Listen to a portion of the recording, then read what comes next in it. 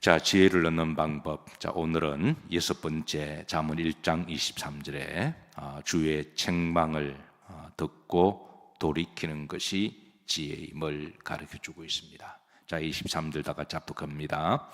나의 책망을 듣고 돌이키라. 보라, 내가 나의 영을 너에게 부어주며 내 말을 너에게 보이리라. 그랬습니다. 그 책망은 이제 독해하라는 말인데요, 징계, 또 훈련, 권면이라는 말입니다. 단순하게 야단치고 책망하기 위함이 아니라 잘못된 길을 갈 때에 사랑의 목적을 가지고 올바른 길로 인도하기 위한 훈계와 권면의 뜻을 담고 있습니다. 성경은 책망과 심판을 구분합니다. 심판은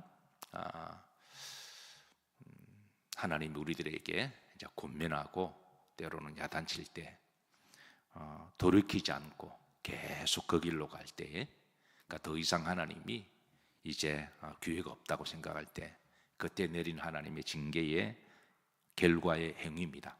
그런데 이제 책망은 심판의 행위 전에 하시는 하나님의 사랑의 권면입니다.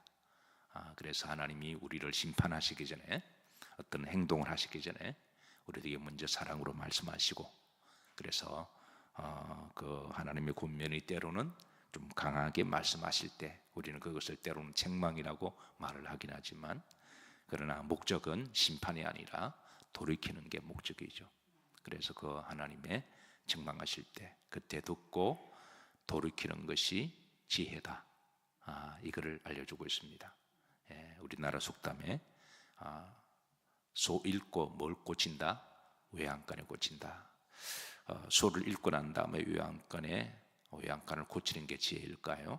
아니면 소 읽기 전에 외양간을 고치는 게 지혜일까요? 소 읽기 전에 외양간 고치는 게 지혜죠.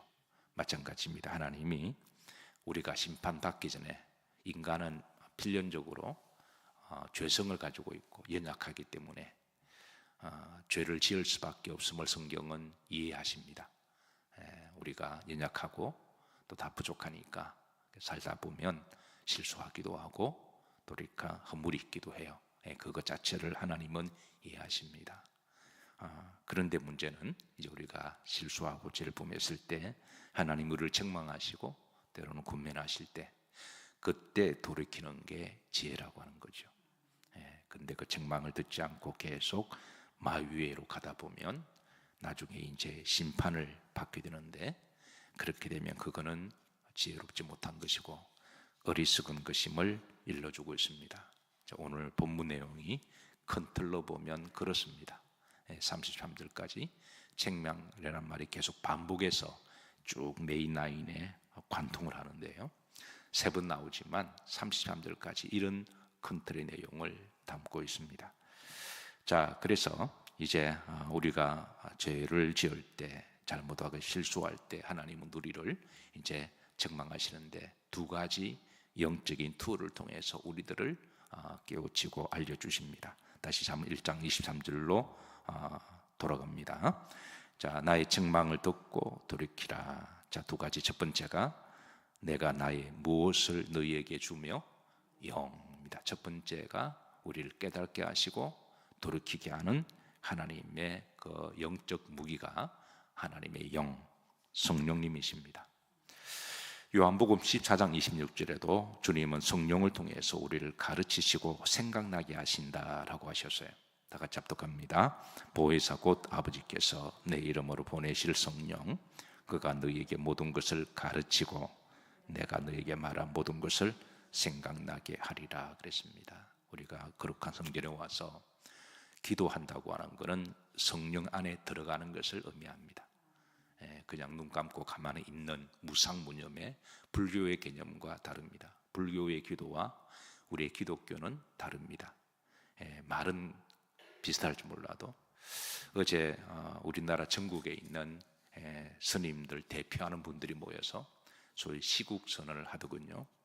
잠깐 뉴스를 보다가 그 시국선언을 듣게 되었는데, 흥미로운 것은 그 스님들이 하시는 말 중에 우리도 기도하는 중에 기도라는 말을 쓰더군요. 그 기도는 사실 우리 기독교의 전유물인데, 그런데 어쨌든 스님들도 기도라는 말을 씁니다. 근데 이제 불교에서 쓰는 기도는 일종의 무상무념이죠. 생각을 비우고 아무 생각 없이 멍 때리는 것, 이제 그런 의미라고 한다면, 우리 기독교의 기도는 그게 아니죠. 기도는 성령님께서 내 속에 들어오셔서 그 영과 함께 교제하는 것을 기도라고 이야기합니다. 그러니까 그런 차원이 다른 거예요. 굉장히 그런 다른 겁니다. 다른 종교에서 말하는 소위 묵상, 참선, 기도와 우리 기독교에서 말하는 기도는 차원이 본질이 다른 겁니다.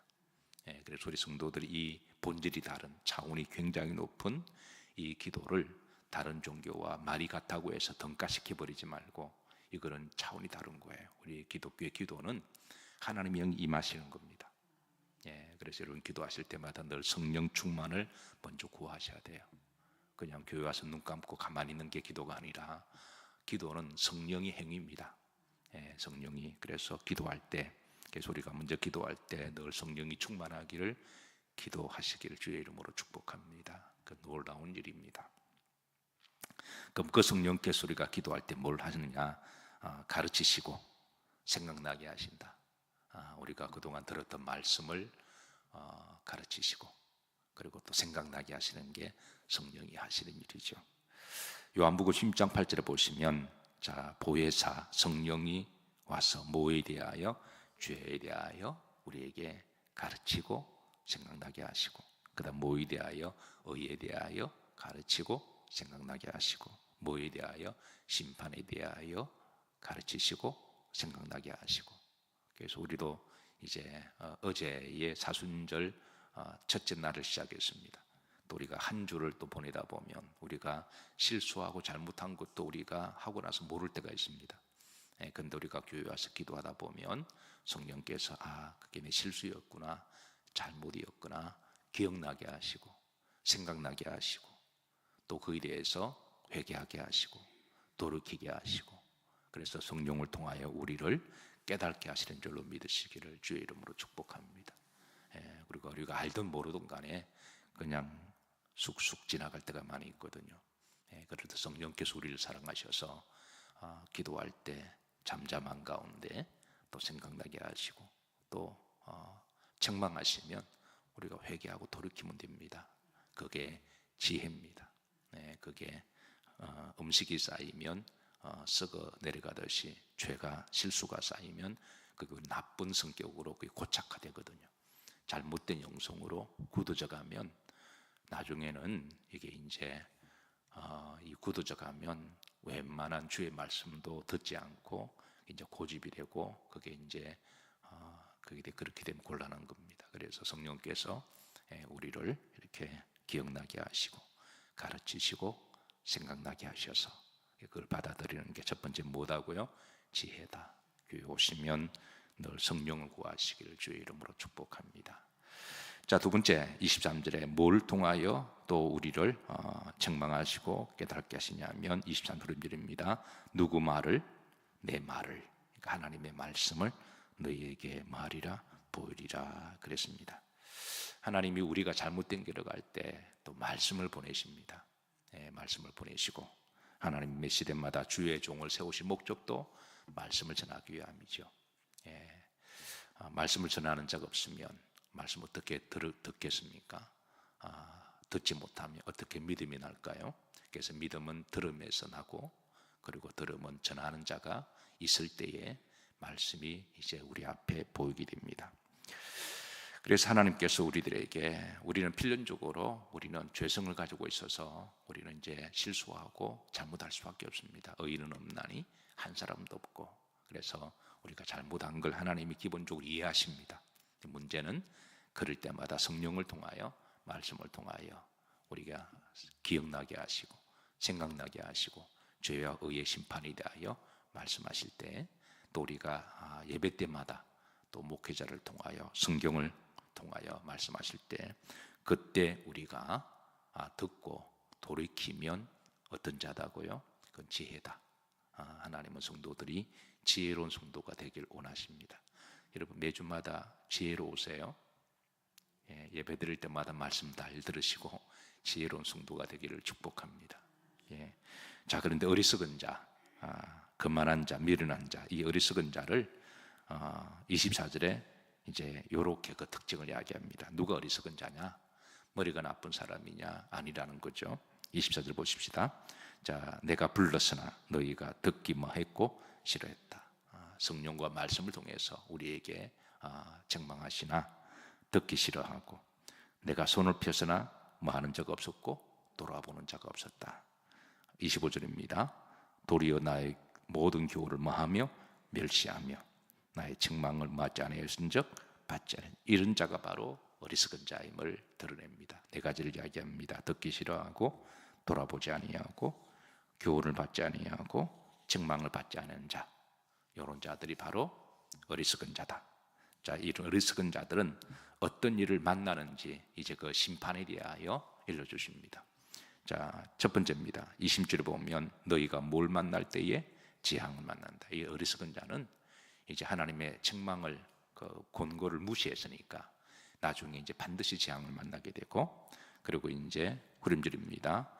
너희에게 무엇이 임할 때에 두려움이 임할 때에 반드시 재앙과 두려움이 임하는데, 그때 하나님께서 그때 내가 비웃으리라 이렇게 말씀하십니다. 두 번째입니다. 27절입니다. 후렴절에 또 뭘 만나냐면 너에게 무엇과 근심과 무엇이 임하리니 슬픔이 임할 것이다 그랬습니다.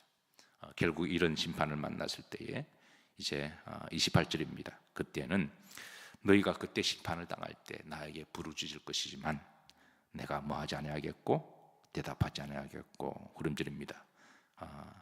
그래도 나를 맞지 못하리니 만나지 못하리니.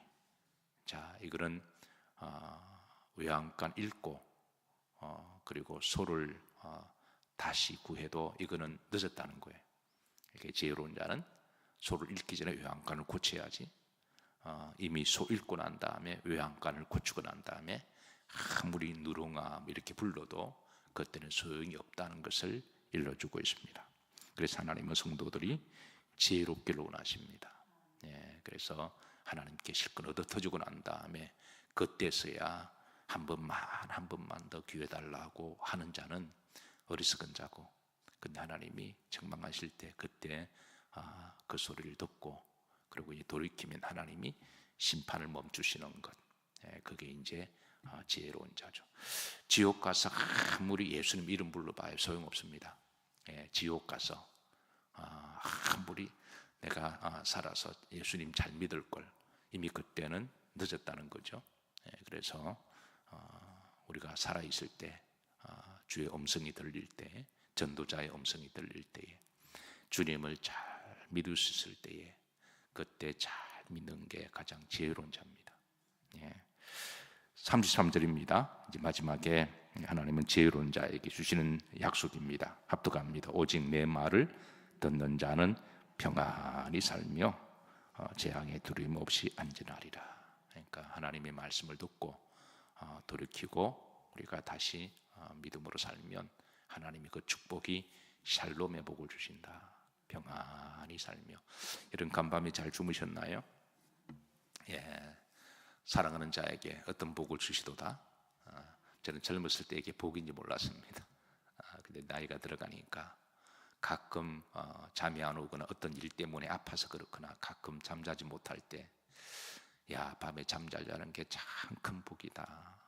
특히 요즘은 정신적으로도 그런 여러 가지 질병들이 많아서 잠을 자지 못하는 분들이 들어 계시는데, 그래서 목회하면서 잘 자는 게 참 복이다 깨닫고 자주 그런 기도합니다. 기도할 때마다 하나님, 우리 성도님들이 간밤에 잘 주무시게 하시고 또 아침에 거뜬 일어나게 하옵소서. 아침 일어날 때 첫 마디가 하나님 감사합니다. 그런 기도가 더 깊어지고 더 이렇게 고백하게 돼요. 여러분, 샬롬의 복이 임하시기를 주의 이름으로 축복합니다. 그리고 교회에 오셔서 늘 샬롬 하시기를, 평안하시기를 주의 이름으로 축복합니다.